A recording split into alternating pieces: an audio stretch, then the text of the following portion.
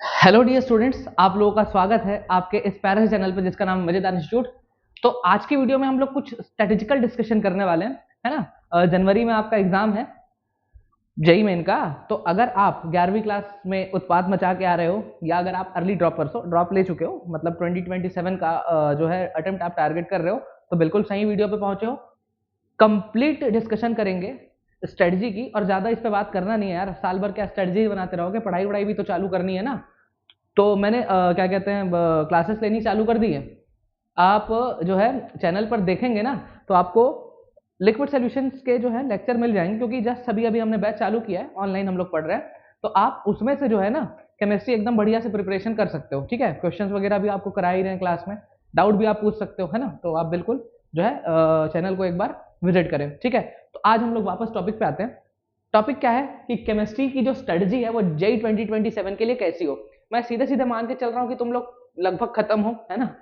तुमको नहीं आ रहा है कुछ, या तुम लोग अगर थोड़ा बहुत आ भी रहा है तो ये स्ट्रेटजी बहुत ओके है। ठीक है, क्या करना है देखो, सबसे पहले हम लोग रिमेनिंग टाइम की बात करते हैं, हमारे पास समय कितना बचा है। ठीक, जो अटेम्प्ट है ना, फर्स्ट अटेम्प्ट, जो जेई का अटेम्प्ट है, जेई 2027 का जो फर्स्ट अटेम्प्ट है वो कब हो गया सबको पता है। हाँ सर, ये तो जनवरी में होगा, तो ये होगा जनवरी में 2027 में। तो रिमेनिंग टाइम हमारे पास कितना है, ध्यान देना। रिमेनिंग टाइम, हमारे पास रिमेनिंग टाइम है लगभग 20 डेज बचे हैं, है ना, मई के। फिर है आपके पास जून, जुलाई, अगस्त, सितंबर, अक्टूबर, नवंबर और दिसंबर। इतना आपके पास टाइम बचा हुआ है, ये दिख रहा है आपको। ठीक, अब ध्यान से देखना, जनवरी में तो पेपर ही हो जाएगा 2027 में। ठीक, आप ये मान के चले अप्रैल वाला अटेम्प्ट को मत टारगेट करो कि भाई हम लोग आराम से पेपर जो है अप्रैल में दिलाएंगे, तब तक एकदम चिल मार के पड़े रहते हैं। ऐसा मत करना। क्यों पता है, देखो, जो बच्चे 11 से जस्ट 12 गए होंगे, 11 से जस्ट 12 मूविंग होंगे, वो जो बच्चे हैं उन्हें भाई बोर्ड्स का पेपर भी तो दिलाना है। बोर्ड्स का पेपर नहीं दिलाओगे क्या? बिल्कुल सर, बोर्ड्स का पेपर तो दिलाना है। तो भाई जनवरी के बाद तो तुम बोर्ड्स में इन्वॉल्व हो जाओगे, बीच में तुम्हारे प्रैक्टिकल्स भी चलेंगे। समझ में आ रहा है कि नहीं? इसीलिए जनवरी वाले अटेम्प्ट में एकदम बढ़िया से पेपर दिला के निश्चिंत हो जाना है, ताकि 75% वाला क्राइटेरिया भी फुलफिल हो जाए। पता है ना, 75% अगर 12 बोर्ड्स में नहीं होंगे तो फिर आप कोई मतलब ही नहीं, आप जेई कितना भी नंबर ले आओ, कॉलेज मिलेगा नहीं। ठीक है, तो 75% लाना भी जरूरी है। और जो चैनल पे हम लोग पढ़ा रहे हैं ना ऑनलाइन, अभी मैं जो पढ़ा रहा हूँ, वो भाई बोर्ड्स में भी देखो ना, आपके सारे क्वेश्चन बन जाएंगे यार, बोर्ड्स के भी क्वेश्चन बन जाएंगे, थ्योरी वोरी सब आपको मिल रहा है ना। एनसीईआरटी वगैरह सब हम लोग पूरा निचोड़ के पढ़ाते हैं। ठीक है, ठीक है, वापस आओ, ध्यान देना। अब कितना दिन दिख रहा है, जो आइडियल टाइम है सिलेबस कंप्लीट करने का, सिलेबस कंप्लीशन जो हमको करना है, सिलेबस कंप्लीशन जो हम लोग करेंगे ना, वो हम लोग करेंगे कब तक करेंगे, ध्यान देना। ये 20 दिन मई का, जून, जुलाई, अगस्त, सितंबर, अक्टूबर, और ज्यादा खींचना है तो आप मिड नवंबर तक ले जाओ। तो हमको सिलेबस कब तक कंप्लीट करना है, मिड नवंबर तक। ऐसा मैं क्यों बोल रहा हूं सर, मिड नवंबर तक अगर आप सिलेबस कंप्लीट कर दिए तो रिवीजन और मॉक टेस्ट के लिए भी समय मिल जाएगा। कैसे मिल जाएगा, देखो, 15 दिन लगभग लगभग आपको किसके मिल जाएंगे, नवंबर के, और 1 महीना लगभग दिसंबर मिल जाएगा। तो 45 डेज तो यही हो गए। और जनवरी में भी एकदम तुरंत पहले 1 जनवरी को पेपर नहीं होगा, है ना। मोस्ट प्रोबेबली उन लोग सेकंड थर्ड वीक में ही कराते हैं, तो 10-12 दिन उधर भी मिल जाएंगे। तो ऑलमोस्ट ऑलमोस्ट आपके पास 2 महीने का समय रहेगा रिवीजन के लिए और मॉक टेस्ट के लिए। समझ में आ रहा है मैं क्या कहना चाह रहा हूँ? रिवीजन और मॉक टेस्ट बहुत जरूरी है, उसके बिना तो कुछ कर नहीं पाओगे यार। और मैं एक और बात बोलूंगा भाई, टेस्ट दिलाने से ना भागना नहीं है, अपनी गलतियों को देखना है, पहचानना है, सीखना है, जर्नी है ये। ठीक है, हाँ, और एक चीज और, अगर आप डेडिकेटेड हैं कि आप पूरे साल मेहनत कर सकते हैं, तो ही तो आप ड्रॉप ईयर में आओ यार, वरना कोई मतलब नहीं है। मैं बार बार बोलता हूं बच्चों को, 12 साल तक, 12 साल नहीं 12 घंटे पढ़ना बड़ी बात नहीं है, रोज 12 घंटे पढ़ना बड़ी बात है। समझ में आ रहा है मैं क्या कहना चाह रहा हूं? अगर आप रोज 12-14 घंटे पढ़ ले रहे हैं ना, तो बिल्कुल आपका स्वागत है यार। वरना ये जो जेई और नीट की दुनिया है ना, इससे आप दूर हो जाएं। आपका कुछ और टैलेंट होगा, भगवान आपको बहुत कुछ, मतलब हर बच्चे का अलग टैलेंट होता है ना, तो आप अपना दूसरा टैलेंट खोजें। यहाँ पर मेहनत लगेगी ही, केवल टैलेंट से सिलेक्शन नहीं होता, मेहनत करनी पड़ती है यार। ठीक, अब देखो हमारे पास जो रिमेनिंग टाइम और बचेगा ना मॉक टेस्ट के लिए, मॉक प्लस रिवीजन, ये हमारे पास क्या क्या बच रहा है, लगभग हमारे पास कितना है, लगभग 2 मंथ इसमें भी हमको मिल जाएंगे। इसलिए हमको एनी हाउ मिड नवंबर तक सिलेबस कंप्लीट करना है, मिड नवंबर तक। ठीक, अब देखो पॉइंट टू बी नोटेड, क्या कहना चाह रहा हूं, ध्यान से देखना। मिड नवंबर तक हमारे पास कितना समय हो रहा है, देखो 1 महीना, चलो देखते हैं, इसको मिला के 1 मंथ कर लो, 20 और ये मिड को 1 मंथ, मोटा मोटा 1 महीना, 2 महीना, 3, 4, 5, 6 महीने, 6 महीने ही है। अब बोलोगे सर 7 महीने क्यों काउंट नहीं कर रहे हो, यार 6 महीने में खींच लो ना, लेकिन तुमको अगर लिबर्टी चाहिए, चलो देख लो, मई को 1 मंथ मान लो पूरा, तो मई 1, 2, 3, 4, 5, 6 और ये 6.5 ही, उसके ऊपर नहीं हो पाएगा। समझ में आ रहा है कि ना? हाँ, तो लगभग हमारे पास कितना समय है for syllabus completion, we have 6 से 6.5 महीने हैं हमारे पास। ठीक, मतलब समय बहुत कम है, बहुत कम समय। क्यों? क्योंकि तुम्हें फिजिक्स भी करना है और मैथमेटिक्स भी करना है, उसके बिना भी काम नहीं है। देखो हाँ, जेई में सीन ऐसा है कि यार कम से कम 2 सब्जेक्ट आपके टॉप नॉच हो, एक सब्जेक्ट थोड़ा सा वीक रह भी जाए तो हम लोग देख लेंगे। समझ में आ रहा है कि नहीं? और अगर आपके तीनों अच्छे हैं तो फिर तो आप मिस्टर परफेक्शनिस्ट हो, दिक्कत ही क्या है। पर हाँ, याद रहे केमिस्ट्री को मत छोड़ देना भाई, क्योंकि देखो केमिस्ट्री धोखा नहीं देगी आपको पेपर में। आप टीचरों से सुने भी होंगे कि केमिस्ट्री वफादार है, आईआईटी का द्वार है। यस, बिल्कुल सही बोलते हैं।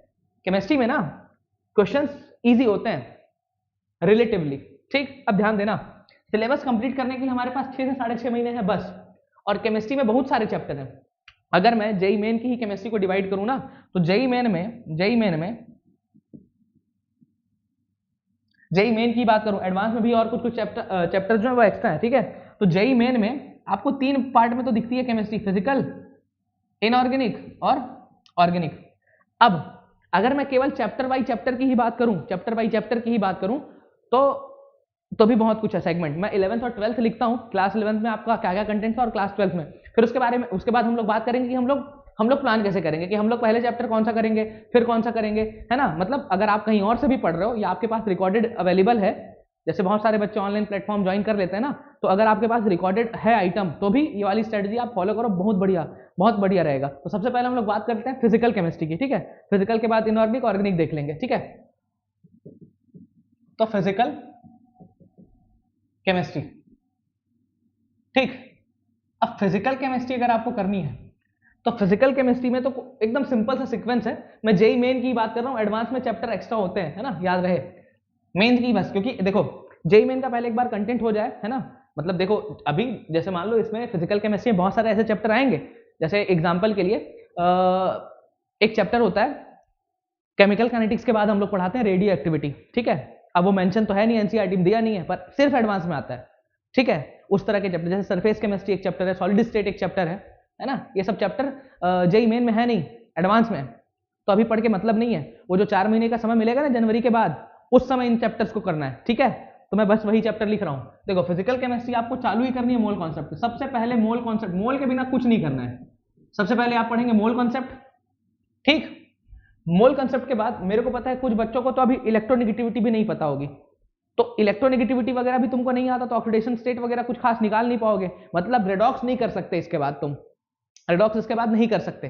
मोल कॉन्सेप्ट के बाद कैसे करोगे? तो तुम्हारे पास क्या क्या ऑप्शन है, देखो आप मोल कॉन्सेप्ट के बाद सीधे किस में चले जाएं, एटॉमिक स्ट्रक्चर में, या तो लिक्विड सोल्यूशन भी पढ़ सकते हैं। तो ठीक है, हम लोग लिक्विड सोल्यूशन, चलो मोल कॉन्सेप्ट के बाद आप सीधे किस में आ जाओ, लिक्विड सोल्यूशन में।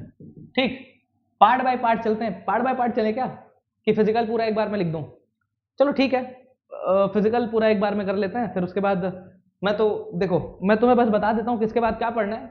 और चैनल पे अगर तुम लोग बने हो तो मैं जिस सीक्वेंस में वीडियो डालते जाऊंगा, जो चैप्टर में डालते जाऊंगा, मैं पहले से सोच के ही डालूंगा ना भाई। अभी तो एज अ टीचर मुझे पता है कि कौन सा चैप्टर पहले पढ़ाना है, कौन सा फिर बाद में पढ़ाना है। तो बस आप चैनल पे बने रहो और कमेंट करते रहना, जो आपको अच्छा लगेगा हम लोग उसके हिसाब से कुछ और कंटेंट बढ़िया डिजाइन करेंगे। ठीक है, तो मोल कॉन्सेप्ट, लिक्विड सोल्यूशन। ठीक, ये 11th क्लास का है, ये 12th क्लास का चैप्टर है। अब 12th क्लास का जो अगला चैप्टर है वो है इलेक्ट्रोकेमिस्ट्री, ठीक है। अब इलेक्ट्रोकेमिस्ट्री में थोड़ा बहुत थर्मोडायनेमिक्स लग जाता है, हल्का फुल्का गिब्स के बारे में आपको आइडिया होना चाहिए, पर मैं मान के चल रहा हूँ कि आपको नहीं आता। केमिकल काइनेटिक्स आप पढ़ सकते हो, क्योंकि केमिकल काइनेटिक्स में पुराने किसी चैप्टर का एसेंस लिंक ही नहीं है, एकदम सिंपल सा चैप्टर, आप सीधे पढ़ सकते हो काइनेटिक्स को, ठीक है। केमिकल काइनेटिक्स कर सकते हो, हाँ, लेकिन जो आर्हीनियस वाला पार्ट है उसमें फिर एंथैल्पी आएगी। एंथैल्पी के बारे में आपको आइडिया होना चाहिए, तो एक काम करो, चलो 12th वाले पार्ट को पॉज मारो।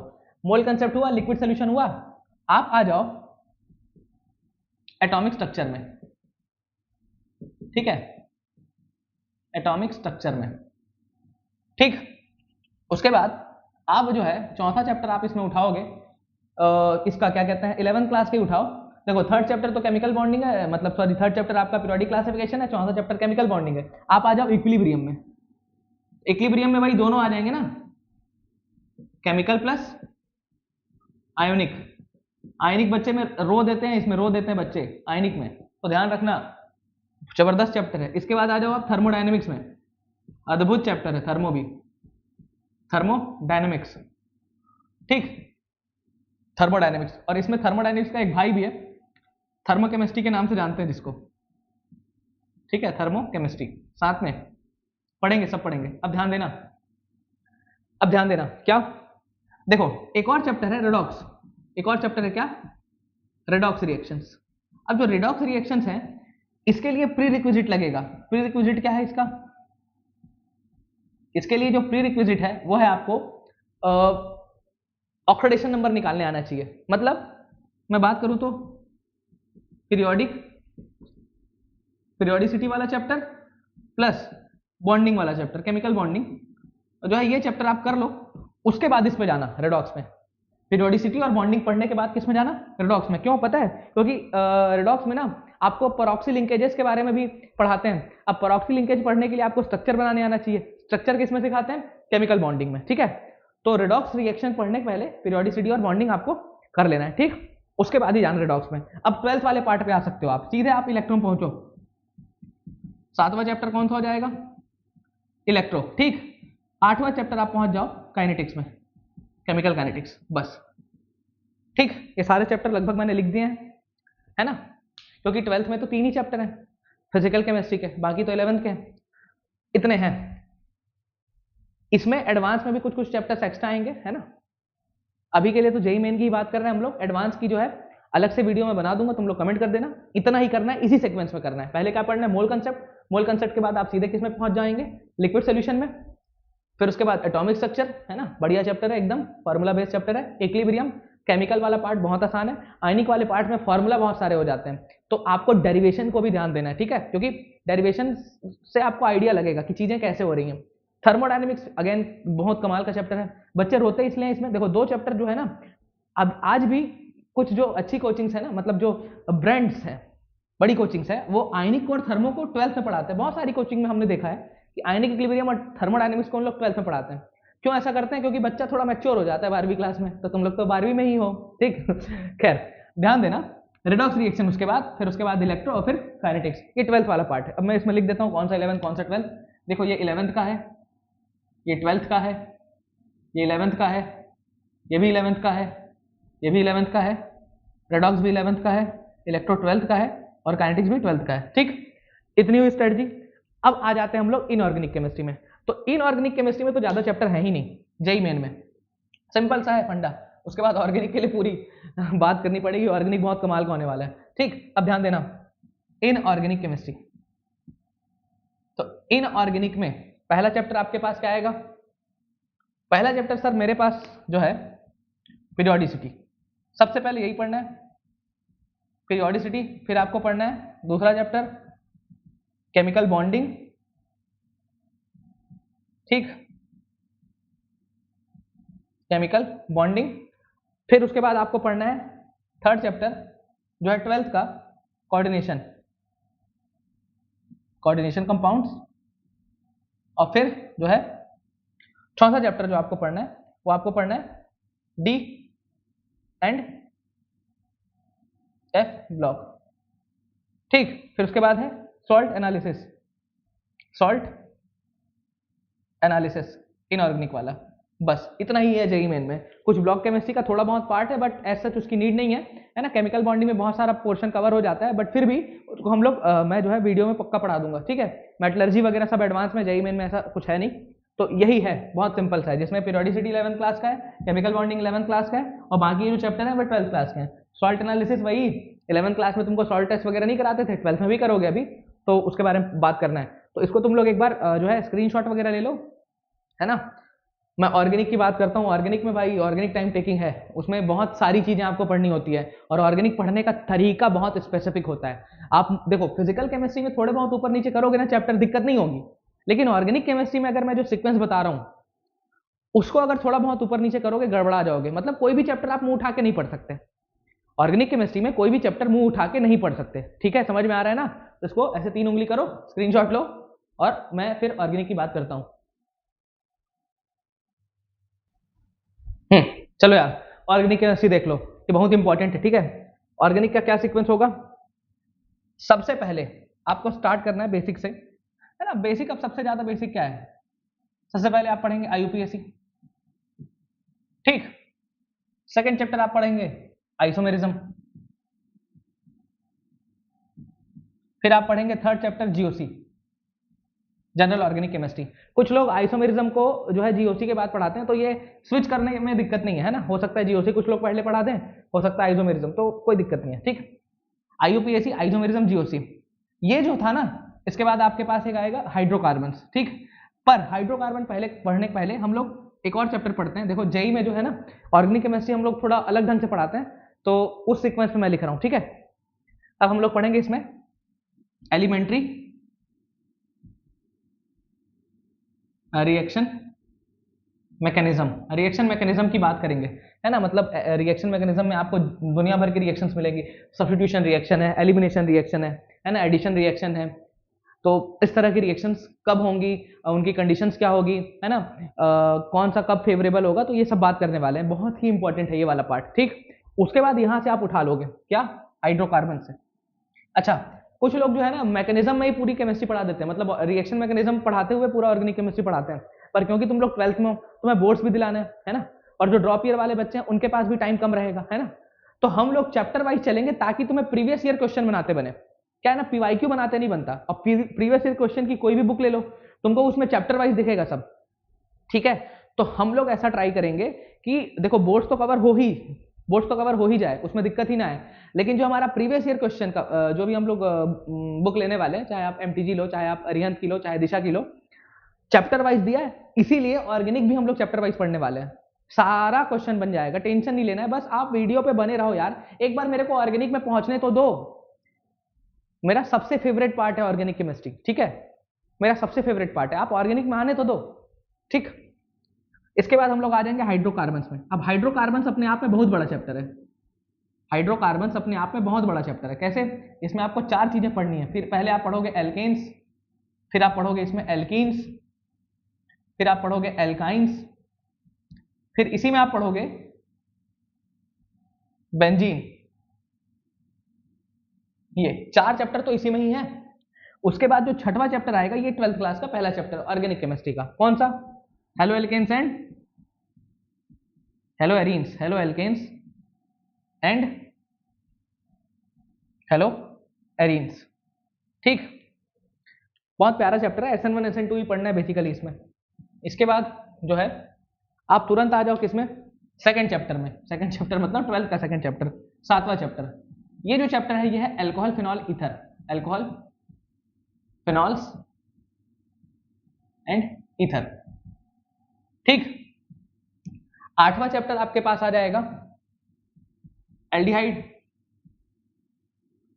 Ketones and carboxylic acid. NCERT में साथ में दिया है, हम लोग कार्बोक्सिलिक एसिड हो सकता है कि ना अलग ही चैप्टर के मतलब जैसा पढ़े, या तो कमेंट आएगा तो मैं साथ में ही पढ़ा दूंगा। Aldehyde, ketones and carboxylic acid. ये 9वां जो चैप्टर है, 9वां चैप्टर वो होगा अमाइंस। अगेन एक इंपॉर्टेंट चैप्टर है। और जो 10वां चैप्टर है वो है बायोमोलिक्यूल्स,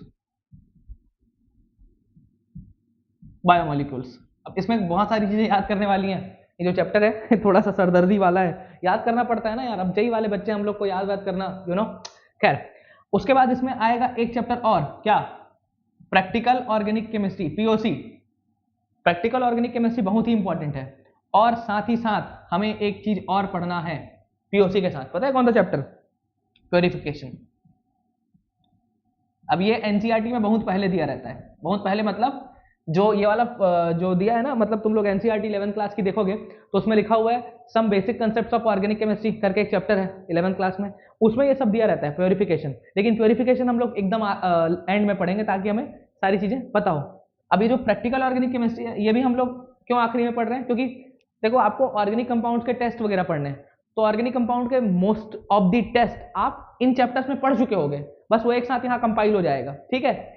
कोई भी इसमें बदलाव ना करे कि किसी का मन हो रहा है तो सीधे अल्कोहल फिनॉल, नहीं भाई, डायरेक्ट नहीं पढ़ना है, यहीं से चालू होगा, ठीक है।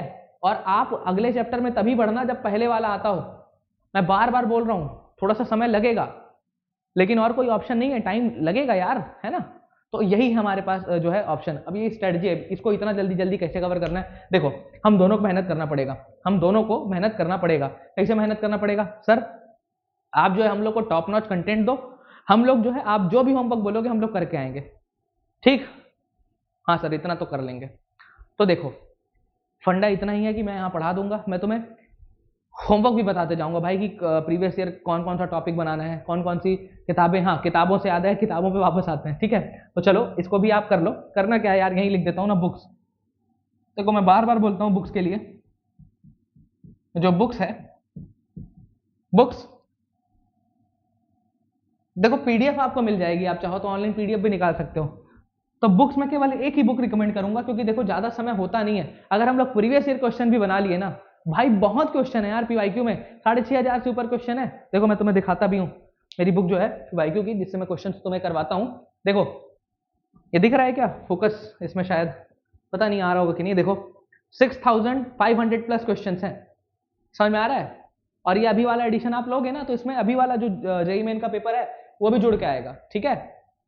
तो बुक्स में मैं केवल एक ही चीज रिकमेंड करने वाला हूं, पीवाईक्यू, बाकी कुछ नहीं। जेईई मेन प्लस एडवांस दोनों की, इसी से आपको होमवर्क मिलेगा मोस्ट ऑफ द टाइम। और जो अच्छी किताबें हैं, MS चौहान हो गई, है ना, नरेंद्र अवस्थी हो गई, नीरज कुमार सर की किताब हो गई, VK जायसवाल सर की किताब हो गई, है ना, और कुछ फॉरेन ऑथर्स की किताबें हो गई, तो उसमें से छांट के क्वेश्चन कराना मेरा काम है, ठीक है। आप बस वीडियो बने रहना। और एक बात देखो 11th और 12th दोनों के टॉपिक्स चल रहे हैं, तो आप लोग ना एक बार अपना टाइम बता देना कि मैं किस पर्टिकुलर टाइम पे वीडियो रिकॉर्ड करूं, रिकॉर्ड क्या करूं, अपलोड करूं। जिस समय तुम्हें ज़्यादा सुटेबल रहे उस समय मैं अपलोड कर दिया करूंगा, वैसे बाद में भी देख सकते हो अपने हिसाब से।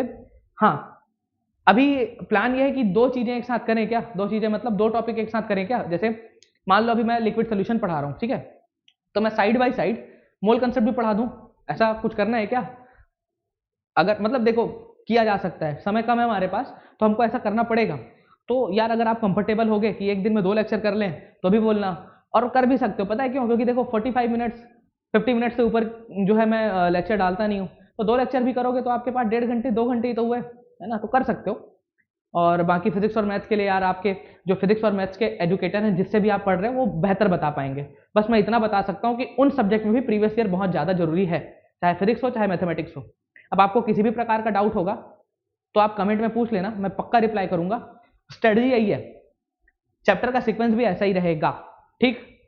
समझ में आ रहा है क्या कहना चाह रहा हूँ?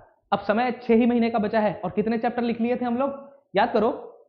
फिजिकल केमिस्ट्री में हम लोग कितने चैप्टर लिखे थे? 7 चैप्टर लिखे थे शायद, है ना, 7 या 8 चैप्टर थे। इसमें कितने हो गए? 11।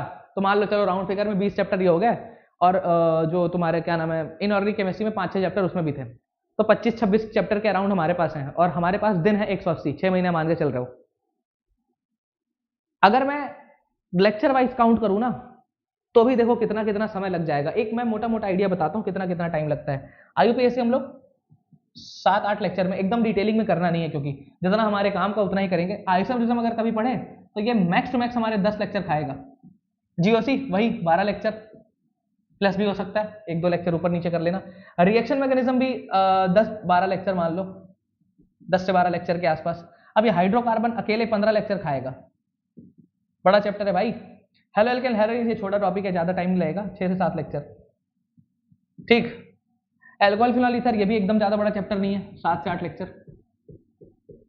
एल्डिहाइड कीटोन फिर एक तो बहुत बड़ा चैप्टर है, भयंकर बड़ा चैप्टर है, लगभग 20 लेक्चर मान लो। क्यों? क्योंकि एसिड वगैरह सब इसी में निपटा देंगे, डेरिवेटिव्स भी। अमाइंस अगेन छोटा चैप्टर है, तो ये 5-6 लेक्चर में ही हो जाएगा। बायोमोलिक्यूल्स वही 7 लेक्चर्स, ज्यादा है नहीं बायोमोलिक्यूल्स में। अब देखो पीओसी प्योरिफिकेशन, ये तो यार 4-5 लेक्चर का काम है। अब इसी को भी अगर आप गिनोगे ना तो कितने दिन हो रहे हैं पता है? देखो 8, 10, 18, 18 और 22, 22 नहीं सर 12, 18, 12, 30, 30, 10, 40, 40, 10, 50, 5, 40, 10, 50, 5, 55, 55 और मान लो 6 या 7, तो 55 और 7 ये हो गया तुम्हारा 63, नहीं 62 सर, 5, 7, 12, 63 और ये 7 हो जाएगा आपका 70, 70 और ये 20 हो गया सर 90, और ये सर हो गया आपके पास 5 और ये 5, 10, मतलब लगभग 100-110 लेक्चर तो केवल ऑर्गेनिक केमिस्ट्री में हो जा रहे हैं। अब 180 ही दिन है, तो अगर एक एक वीडियो रोज करोगे तो फिर तो थोड़ा सा मुश्किल है। तो मैं ट्राई करूंगा कि मैं भी 2 वीडियो डालूं, और तुम्हें भी ट्राई करना है कि तुम लोग भी 2 वीडियो का पढ़ो, ठीक है? क्योंकि देखो अभी मैंने फिजिकल केमिस्ट्री और इनऑर्गेनिक केमिस्ट्री को काउंट ही नहीं किया है, फिर भी आप मोटा मोटा मान लो, मैं ऐसे ही बता देता हूँ, ओरली बता देता हूँ। मोल कंसेप्ट में हमको 10-12 लेक्चर लग जाएंगे, ठीक है? एटॉमिक स्ट्रक्चर में भी 10-12 लेक्चर लगते हैं। फिर उसके बाद आप आ जाओ केमिकल इक्विलिब्रियम, आयनिक इक्विलिब्रियम, तो दोनों को मिला के पढ़ोगे 20 लेक्चर है। क्यों? 5-7 लेक्चर आपका केमिकल इक्विलिब्रियम खाएगा और 12 लेक्चर तो मान ही लो आयनिक में, तो 40-50 लेक्चर तो इतने में ही हो गया। थर्मो बचा ही है, थर्मोडायनेमिक्स के 20 लेक्चर, अरे कंफर्म है 20 लेक्चर, कंफर्म। थर्मोकेमिस्ट्री भी है, बड़ा चैप्टर है। और उसके बाद तुम्हारे पास इलेक्ट्रोकेमिस्ट्री है, भयंकर बड़ा चैप्टर है वो भी। केमिकल काइनेटिक्स बड़ा चैप्टर है ना? तो 20-20 लेक्चर, 15-15 लेक्चर इनमें भी लगना है। तो यार एक दिन में मुझे लगता है कि मुझे 2 वीडियो डालना पड़ेगा। तो आप लोग जो है ना टाइम बताना। देखो एक तो स्लॉट में शाम का रखा हूँ 6 बजे वाला, है ना? 6 से 8 के बीच में अगर एक वीडियो जैसे अपलोड कर दिया जाए। दूसरा स्लॉट तुम लोग बताओ कि कौन सा वाला जो है टाइम तुम्हारे लिए सही रहेगा। हाँ, और मैं ट्राई करूंगा कि कोई ऐसा टॉपिक हो जो आपस में ना टकराए ना। जैसे मान लो अभी हम लोग लिक्विड सोल्यूशन पढ़ रहे हैं, तो मोल कंसेप्ट पढ़ने में कोई दिक्कत नहीं है, 1 नंबर चैप्टर है, ठीक है? बस ऑर्गेनिक हम लोग एक साथ करेंगे, ऑर्गेनिक के बीच में कोई छेड़छाड़ नहीं होगी। अगर ऑर्गेनिक जा रही है तो आईयूपीएससी की ही लंबी लंबी वीडियो, या तो आईयूपीएससी की ही 2 वीडियो डाल देंगे, है ना? क्योंकि इसमें मतलब अगर आप चाहो तो कर भी लोगे। जैसे मान लो मैं इनऑर्गेनिक की कुछ चीजें करा दूं जो मतलब सिंपल है, जैसे मान लो, या फिजिकल की कोई चीजें करा दूं, कुछ क्वेश्चंस करा दूं, ऐसा कर सकते हैं, ठीक है? तो आप लोग जो है ना कमेंट करके बताना कि आपको क्या चाहिए, फिर उस हिसाब से हम लोग बात करेंगे, ठीक है? तो बस मिलते हैं, बस इतना ही कहना था भाई। पढ़ते रहो यार, डिसीजन लिए हो, कुछ करके दिखाओ, ठीक है? चलो मिलते हैं अगली वीडियो में।